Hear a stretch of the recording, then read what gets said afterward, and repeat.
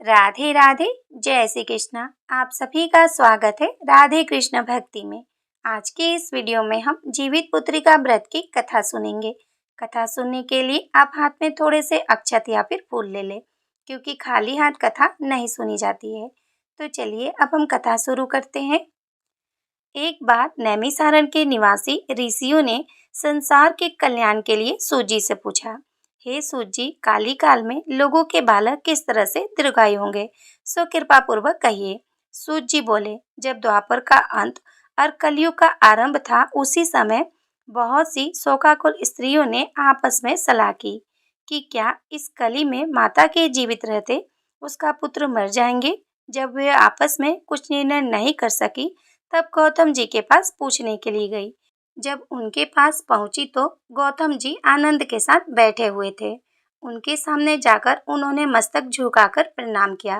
तदंतर स्त्रियों ने पूछा, हे प्रभु, इस कलयुग में लोगों के पुत्र किस तरह से जीवित रहेंगे? इसके लिए कोई व्रत या तप हो तो कृपा पूर्वक बतलाइए। इस तरह उनकी बात को सुनकर गौतम जी बोले, आपसे मैं वही बात कहूँगा जो मैंने पहले से सुन रखी है।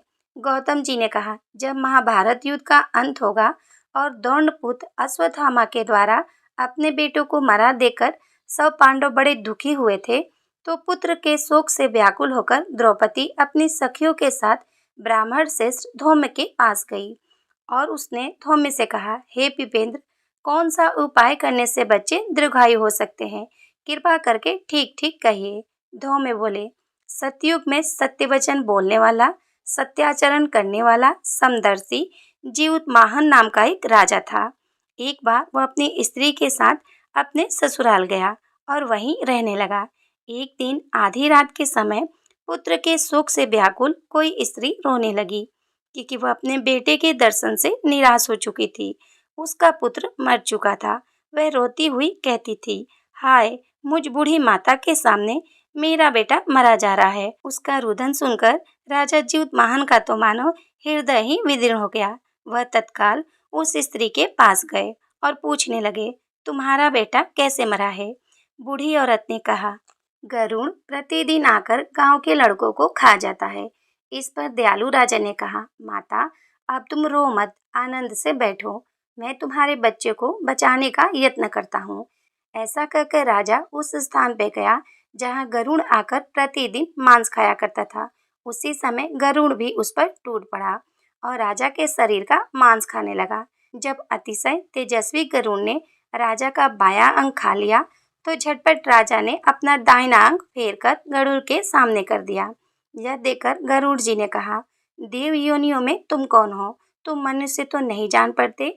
अच्छा, अपना जन्म और कुल बताओ। पीड़ा से व्याकुल मन वाले राजा ने कहा, हे पक्षीराज, इस तरह के प्रश्न करना व्यर्थ है। तुम अपनी इच्छा पर मेरा मांस खाओ। यह सुनकर गरुड़ रुक गए और बड़े आदर से राजा के जन्म और कुल की बात पूछने लगे। राजा ने कहा, मेरी माता का नाम सव्या और मेरे पिता का नाम शालिवाहन है। सूर्यवंश में मेरा जन्म हुआ है और जीवुतमाहन मेरा नाम है। राजा की दयालुता को देखकर गरुड़ ने कहा, हे महाभाग, तुम्हारे मन में जो अभिलाषा हो वह वर मांगो। राजा ने कहा, हे पक्षीराज, यदि आप मुझे वर दे रहे हैं तो वर दीजिए कि आपने अब तक जिन प्राणियों को खाया है वे सब जीवित हो जाए। हे स्वामी, अब से आप यहाँ बालकों को ना खाए और कोई ऐसा उपाय बताए कि जहाँ जो उत्पन्न हो वे लोग बहुत दिनों तक जीवित रहे। धौम्य ने कहा कि पक्षीराज राजा को वरदान देकर स्वयं अमृत लाने के लिए नागलोक चले गए।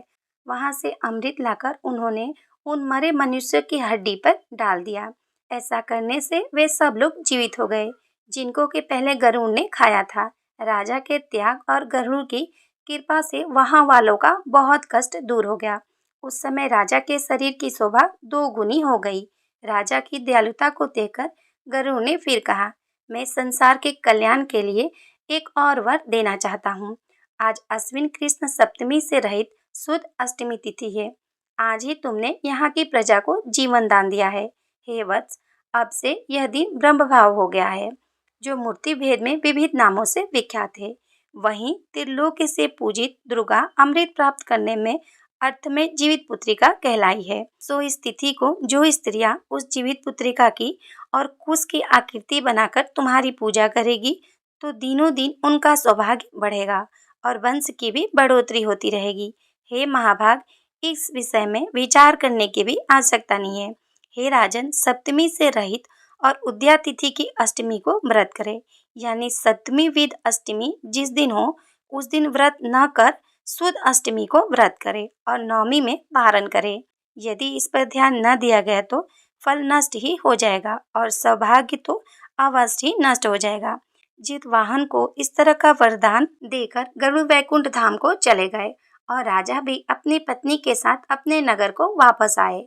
धौम्य द्रौपदी से कहते हैं, हे देवी, मैंने यह अतिशय दुर्लभ व्रत तुमको बतला है। इस व्रत को करने से बच्चे दीर्घायु होते हैं। हे देवी, तुम भी पूर्वोत्तर विधि से यह व्रत और दुर्गा जी का पूजन करो तो तुम्हें अभिलाषित फल प्राप्त होगा। मुनिराज धौम्य की बात को सुनकर द्रौपदी के हृदय में एक प्रकार का कौतूहल उत्पन्न हुआ और पुनर्वासियों स्त्रियों को बुलाकर उनके साथ यह उत्तम व्रत किया। गौतम जी ने कहा, यह व्रत और इसके प्रभाव को किसी एक चील ने सुन लिया और अपनी सखी सियारन को बतलाया। इसके बाद पीपल वृक्ष की शाखा पर बैठकर उस चील ने और उस वृक्ष के खोते में बैठकर सियारी ने भी व्रत किया। फिर वही चील किसी उत्तम ब्राह्मण के मुंह से यह कथा सुनाई और पीपल के खोते में बैठी हुई अपनी सखी को सुनाया। सियारन ने आधी कथा सुनी थी कि उसे भूख लग गई और वह उसी समय शव से भरे हुए शमशान में जा पहुंची। वहां उसने इच्छा भर मांस का भोजन किया और चील बिना कुछ खाए पिए रह गई और सवेरा हो गया। सवेरे वह गौशाले में गई और वहां गौ का दूध पिया। इस तरह नवमी को उसने पारण किया। कुछ दिनों बाद वे दोनों मर गई और अयोध्या में किसी धनी व्यापारी के घर में जन्म लिया। संयोग से उन दोनों का जन्म एक ही घर में हुआ, जिसमें सियारन ज्येष्ठ हुई और चील छोटी हुई। वे दोनों सभी शुभ लक्षणों से युक्त थी, इसलिए बड़ी लड़की काशीराज के और छोटी लड़की उसकी मंत्री के साथ अग्नि के सामने विधि पूर्वक ब्याही गई। पूर्व जन्म के कर्म फल से वह मृगनयनी रानी हुई। जिस किसी भी संतान को उत्पन्न करती वह मर जाती थी और पूर्व जन्म की बातों को स्मरण करने वाली मंत्री की पत्नी ने अष्टवसुओं के सदृश तेजस्वी 8 बेटे उत्पन्न किए। सभी जीवित रह गए। अपनी बहन के पुत्रों को जीवित देखकर ईर्ष्यावश राजपत्नी ने अपने स्वामी से कहा कि यदि मुझे जीवित रखना चाहते हो तो इस मंत्री के भी पुत्रों को उसी जगह भेज दो जहाँ मेरे बेटे गए हैं, अर्थात इन्हें मार डालो। यह सुनकर राजा ने उस मंत्री के पुत्रों को मारने के लिए कई प्रकार के उद्योग किए, पर मंत्री पत्नी ने जीवित पुत्रिका के पुण्य फल से बचा लिया।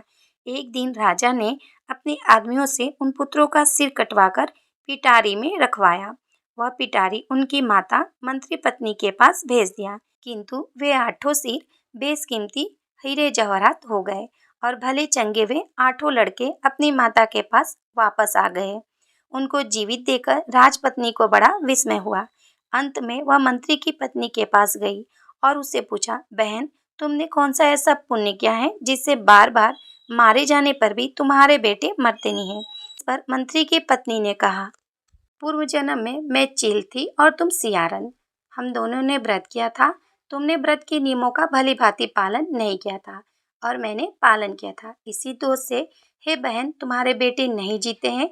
ओ राजरानी, अब भी तुम उस जीवित पुत्रिका का व्रत करो तो तुम्हारे बेटे दीर्घायु होंगे। मैं तुमसे सच सच कह रही हूँ। उसके कथनानुसार रानी ने व्रत किया, तभी से उसके कई बेटे सुंदर और दीर्घायु होकर बड़े बड़े राजा हुए। सूत जी कहते हैं कि इस प्रकार का आनंद देने वाला मैंने यह दिव्य व्रत बतला है। स्त्रियां चिरंजीवी संतान चाहती है तो विधि पूर्वक यह व्रत करे। बोलिए जितवाहन भगवान की जय। अब आपने जो हाथ में अक्षत या फिर फूल लिया है वो आप जितवाहन जी के पास अर्पित कर दे। राधे राधे। जय श्री कृष्णा।